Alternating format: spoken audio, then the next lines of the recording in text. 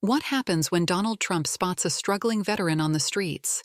His next move is something no one saw coming, and it just might change everything. Stay tuned to find out.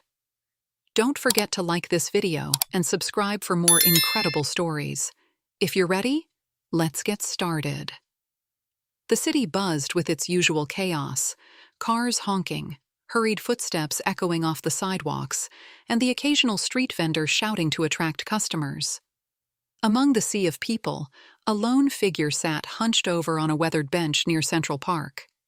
His military jacket, frayed at the edges, bore the patches of a long-forgotten war. His boots, once sturdy, were now scuffed and barely holding together. The deep lines on his face spoke of hardship beyond mere survival, of battles fought both on distant battlefields and in the unforgiving streets he now called home. Passers-by moved swiftly, barely sparing him a glance, as if his presence was just another part of the urban landscape. Yet, on this particular afternoon, one man paused, a figure easily recognizable, his presence commanding attention wherever he went. Donald Trump, en route to a high-profile meeting, had noticed the veteran, and unlike the countless others who had averted their eyes, he stopped. For a moment, Trump simply observed the man, taking in the details that others had ignored. The veteran's hands, rough and calloused, trembled slightly as he clutched a small, tattered photograph, perhaps a remnant of a life that once held promise. His eyes, though weary, carried a silent resilience, a quiet dignity that had not been entirely eroded by the years of struggle. Despite his surroundings, he did not beg. He did not reach out for assistance. Instead, he sat with a straight back, as if refusing to let the weight of his circumstances define him.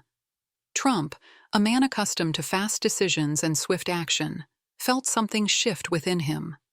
This was not just another struggling figure in the city. This was a man who had served, sacrificed, and now, in the twilight of his life, found himself abandoned by the very country he once protected. Without hesitation, Trump stepped forward, his polished shoes contrasting sharply with the grimy pavement beneath him. Those around him, including his security detail, exchanged puzzled glances, but remained silent. The former president was known for making unpredictable moves, but even they hadn't anticipated this. As he approached the veteran, Trump's expression shifted from his usual composed demeanor to something more introspective. He wasn't there for cameras or public recognition. There were no flashing lights, no microphones thrust into his face. This was a rare moment, uncalculated and unscripted. He reached into the inner pocket of his suit and pulled out a neatly folded bill. But as he extended his hand, the veteran's gaze met his, not with desperation, but with quiet defiance. There was no plea for help, no outstretched palm waiting to receive charity. Trump hesitated, realizing that this man needed something more than just money, something deeper, something lasting. Trump lowered his hand, reconsidering his approach. He knew that a fleeting gesture wouldn't change this man's reality. Instead, he took a seat on the bench beside the veteran, an action that stunned those watching from a distance. A billionaire, a former president, a man of immense power, sitting side by side with someone society had long overlooked. The veteran shifted slightly but said nothing, his fingers still gripping the photograph. Trump's gaze fell upon it, noting the faded edges and the barely visible figures. A younger version of the man, dressed in uniform, standing beside fellow soldiers. Perhaps a family member stood among them, a lost friend, a brother in arms.